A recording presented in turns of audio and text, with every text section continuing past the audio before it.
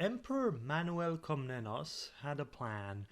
A grand plan. The peace treaty he achieved with King Stephen III dictated that Stephen's younger brother Bela, the Duke of Croatia and Dalmatia, would be put to the emperor's care in Constantinople. You see, Manuel had no sons, so his plan was to adopt an heir.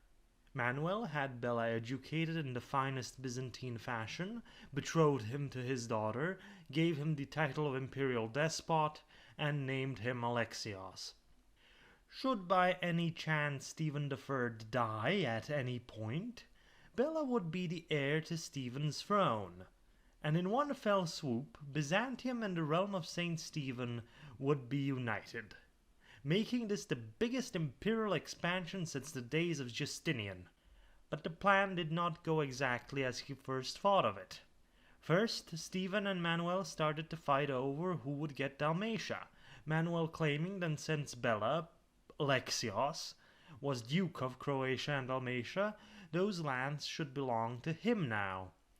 But you see, in the Hungarian realm, the dukedom was a position and not a hereditary landed title, a concept Byzantium should have been familiar with, or at this point they simply chose to ignore out of convenience, claiming Dalmatia and Croatia as rightful lands of a now Byzantine prince. So another war erupted, and by 1167 Manuel managed to reclaim parts of Dalmatia, mainly again a portion of the coastal cities, and inland he advanced into the region of Srednjem. But then in 1169, Manuel had a new bouncing Byzantine baby boy born to him, and almost immediately Manuel took everything he had given to Bela, even revoking the betrothal between him and his daughter. Instead, he married Bela off to his in-law Agnes, or Anna, a princess of the Crusader state of Antioch. Soon enough, Stephen III died on March 2nd, 1172, and Bela returned to Hungary to succeed the throne. Manuel didn't exactly care anymore, so he let Bela go, but he still technically had an ally in Bela. He hoped. But Bela's succession to the crown of Saint Stephen did not go smoothly. The aforementioned Luke, Archbishop of Esztergom, refused to crown Bela, fearing that he had been subjected to too much influence of the schismatic Orthodox Church. Luke again refused to crown Bela, even after being ordered to do so by Pope Alexander III. But soon enough, Bela was crowned by the Archbishop of Klaić as Bela III on January 13th, 1173, while Archbishop Luke received a slap on the wrist from the Pope for refusing to do his duty. But Luke was wrong. Bela was still a Catholic apostolic king of Hungary and faithful son of Rome.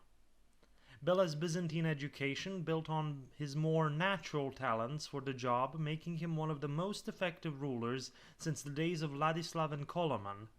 He increased royal authority, increased royal income, and expanded the foreign influence of his realm.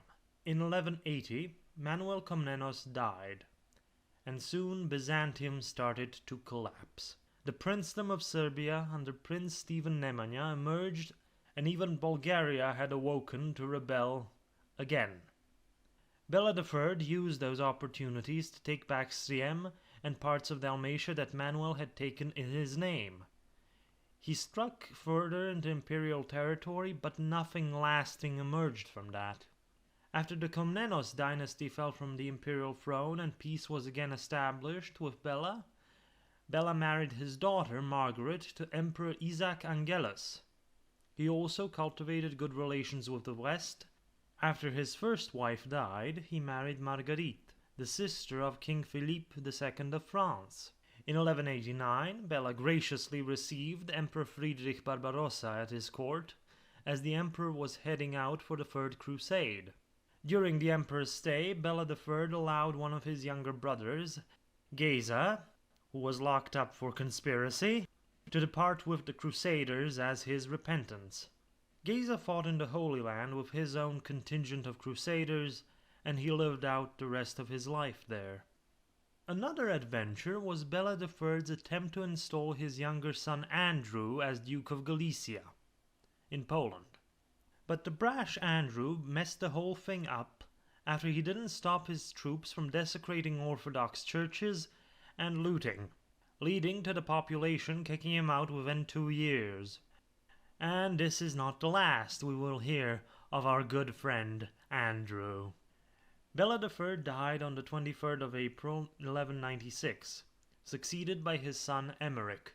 Bela was the last king of Hungary, Dalmatia and Croatia, functioning under the rules and traditions that have not been radically changed since the days of Stephen I. The king dominated in those days in terms of land, revenue, manpower. They had slowly been adopting and adapting to the ways of feudal Europe, but the realm of Saint Stephen had remained a strong centralized kingdom.